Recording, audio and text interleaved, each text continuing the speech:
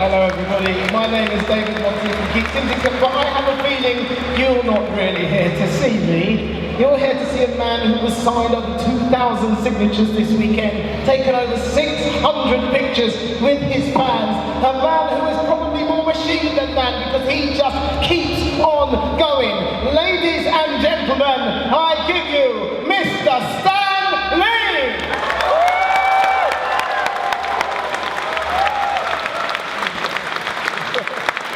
Accompanied by a very old friend.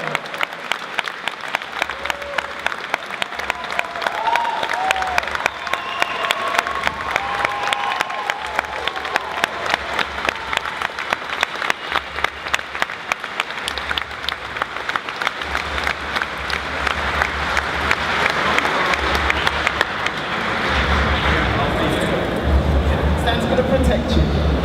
Stan. I have one question for you before we're asking, you've all got questions for Stan, haven't you? Well, nobody said I'd have to answer questions. Sorry. Like being in school and getting a test. I'll see you later. Come back. You have, over the years, created so many loved characters. Oh, thousands and thousands. Is there one of the thousands that is closest to your heart? Yeah, whichever one I'm writing at the moment. Brilliant. No, I love them all. They're all wonderful, and I can't believe I was clever enough to dream them up. I was at the SFX Awards earlier this year, and one of the awards was for biggest disappointment of 2011. And apparently the biggest disappointment was that you never got a cameo in a film last year. How do you feel about winning that award? I think that was real cute. The reason I didn't get the cameo in one or two movies was they were shot too far away. One of the X-Men movies was shot in Australia, and I couldn't make it, couldn't raise the fare. But I love doing those cameos, and wait till you see the one in Spider-Man and in the Avengers. You get a big kick out of those. They're funny. Have a seat. Yes, you can. It's very nice of you. I'm very hospitable. I'm a very nice guy. I'm going to sit down because he says I may. Thank you. Thank you for all the questions. So, without more ado, because time is ticking, let's hand it over to you. I almost hesitate to ask this question, but does anybody have a question for Stan? I saw a man up there first.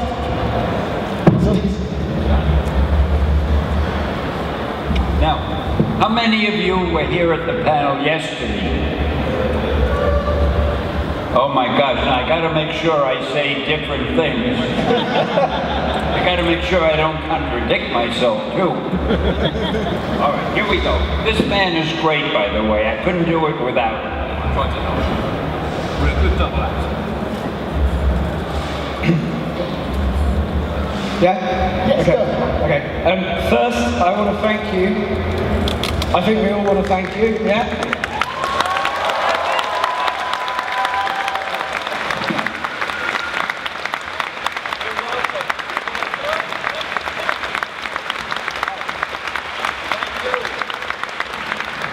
We have to get up again.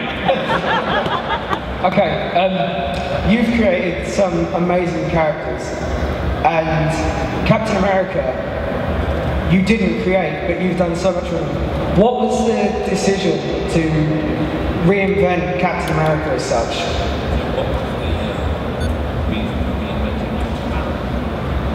Oh, this is a bad one.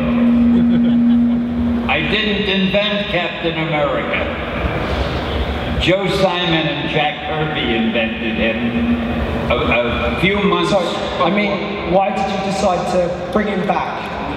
Ah, yes, I did bring him back. You see, I'm literally very honest. What happened was we had already done most of the Marvel characters, and I was looking for a new one to do, and I remembered Captain America because I had read him when I was young, and I loved him.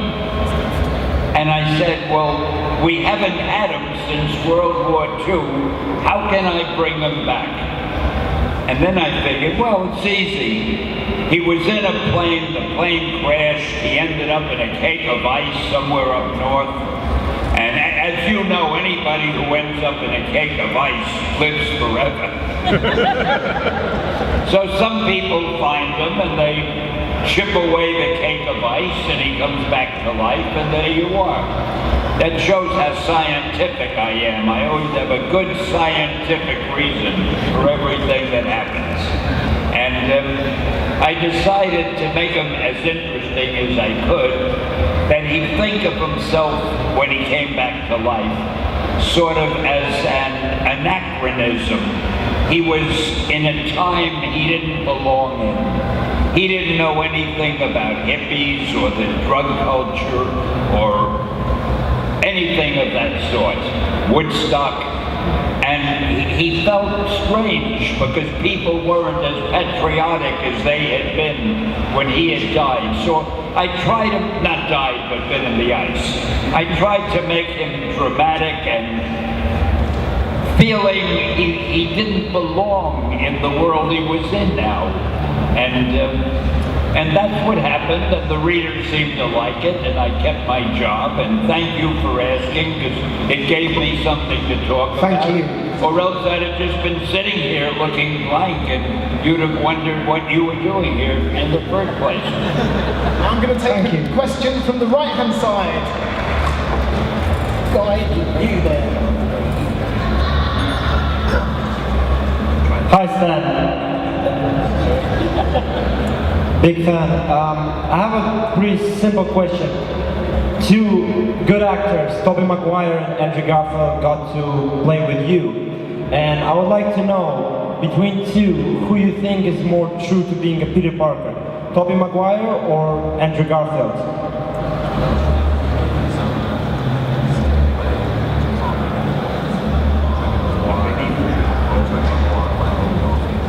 Oh, that's a tough question.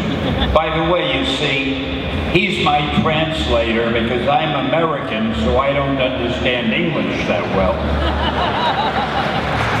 No, actually, it's hard for me to hear with the microphone. It all sounds muffled to me. But anyway, Tobey Maguire was absolutely great.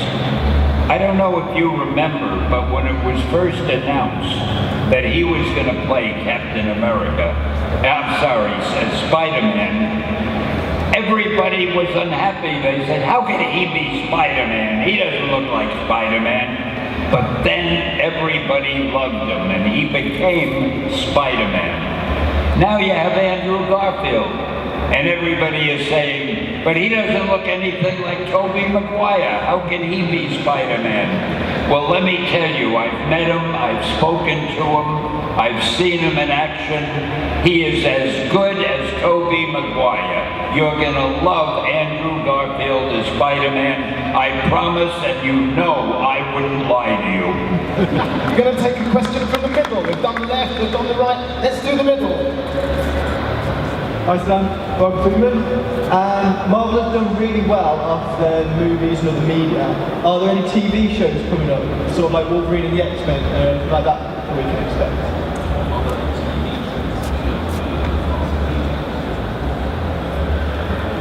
Well, there are some cartoon shows that are coming up that I know about.